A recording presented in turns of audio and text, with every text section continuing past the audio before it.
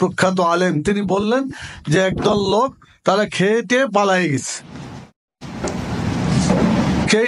গেছে। তো মানুষ যারা খেয়ে পালাই অপরাধ করে, এখন আবার যদি কেউ খায় বা খেতে চায় তাহলে সেও কি অপরাধ করবে না? সমান অপরাধী হবে। এখন এই কথা শুনলে যদি কেউ খেপে যায় অথবা তার প্রতিক্রিয়া ব্যক্ত করে, তাহলে বোঝা যাবে যে তাদের মধ্যে খাওয়ার পার্টি অবস্থান করছে। তিনি এই জন্য বলে দিয়েছেন, ইন্নাল্লাহ ইয়ামুরু বিল আদলি ওয়াল ইহসান, নিশ্চয় আল্লাহ তাআলা হুকুম দিয়েছেন সুবিচার করার জন্য, মানুষের কল্যাণ করার জন্য। এই আয়াতকে সামনে রেখে যদি আমরা বলি, আজকের যদি আমরা বৈষম্যহীন একটি রাষ্ট্র প্রতিষ্ঠা করতে চাই, সুবিচার বাংলাদেশ কায়েম করতে চাই, জাস্টিস কায়েম করতে চাই, ইসলাম ছাড়া অন্য কোন পথে সুবিচার আসতে পারবে। যদি সুবিচার করতে হয়, জাস্টিস করতে হয়, মানুষের কল্যাণ করতে হয়, অবশ্যই কোরআনী বিধান বাংলাদেশে চালু করতে হবে। যতদিন এটা চালু না হবে, কোন ক্রমে এখানে সুবিচার চালু হবে না। আমি আপনাদের উদাহরণ দিয়ে বলতে চাই, একজন বললেন, প্রখ্যাত আলেম তিনি বললেন যে একদল লোক তারা খেয়ে পালাই গেছে। তো মানুষ যারা খেয়ে পালাই অপরাধ করে, এখন আবার যদি কেউ খায় বা খেতে চায় তাহলে সেও কি অপরাধ করবে না? সমান অপরাধী হবে। এখন এই কথা শুনলে যদি কেউ খেপে যায় অথবা তার প্রতিক্রিয়া ব্যক্ত করে, তাহলে বোঝা যাবে যে তাদের মধ্যে খাওয়ার পার্টি অবস্থান করছে।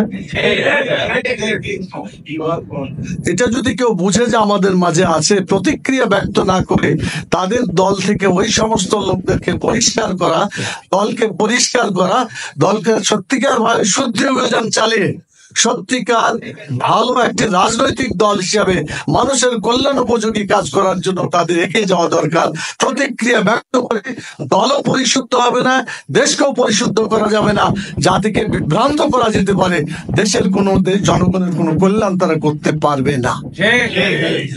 আমরা আরো বলতে চাই যে আসলে এই সমস্ত চাঁদাবাজ, দুর্নীতিবাজ, চোর, বাটপার, যাই যে ভাষায় আপনি বলেন না কেন, এদের কোনো দলের এই কাজটা নয়।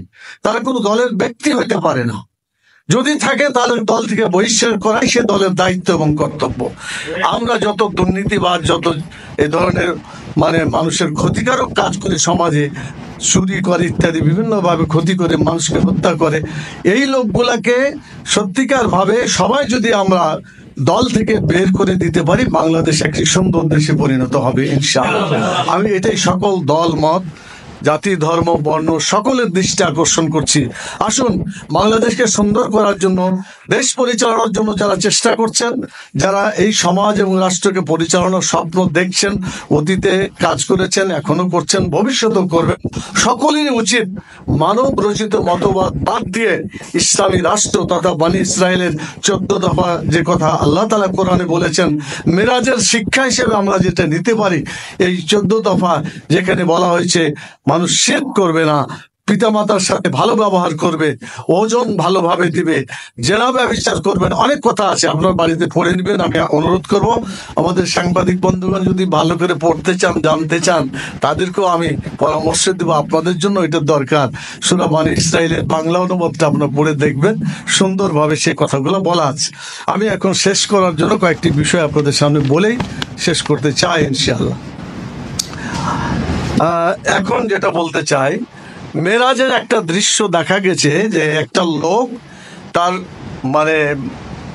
শরীর, মাথাকে একজন লোক পাথর দিয়ে মারছে, ভাঙছে, কিছুক্ষণ পরে আবার ওই মাথাটা ভালো হয়ে যাচ্ছে। রাসূল সাল্লাল্লাহু আলাইহি ওয়াসাল্লাম এই দৃশ্য দেখে বললেন, এই লোকের যে মাথাকে ভাঙছে আবার কিছুক্ষণ পরে ঠিক হয়ে যাচ্ছে, আবার ভাঙছে, এই লোকটা কি? তো বলা হলো যে এই লোকটা নামাজ ঠিক মতো পড়তো না, ফজরের নামাজ আদায় করতো না। এখান থেকে বোঝা যায় যে একটি সমাজ এবং রাষ্ট্র করতে হলে ভালো মানুষ দরকার, আর ভালো মানুষ তৈরি হবে নামাজের মাধ্যমে। আল্লাহ তাআলা কোরআন মাজিদে বলেছেন, আল্লাযীনা মাক্কানাহুম ফিল আরদি আকামুস সালাহ, যদি কেউ ক্ষমতা পায় তাহলে 1 নম্বরে কি করবে? দেশে নামাজ চালু করে মানুষের চরিত্র ভালো করে দিবে। নামাজ পড়া মানে চরিত্র ভালো হওয়া, নামাজ না পড়া মানে দুশ্চরিত্রে পরিণত হওয়া। এই জন্য নামাজকে কায়েম করতে হবে। ব্যক্তি, গোষ্ঠী, দল সকলেই আজকে আমাদের নামাজের ব্যাপারে যত্নবান হতে হবে। মেরাজ থেকে আমরা শিক্ষা নিতে পারি।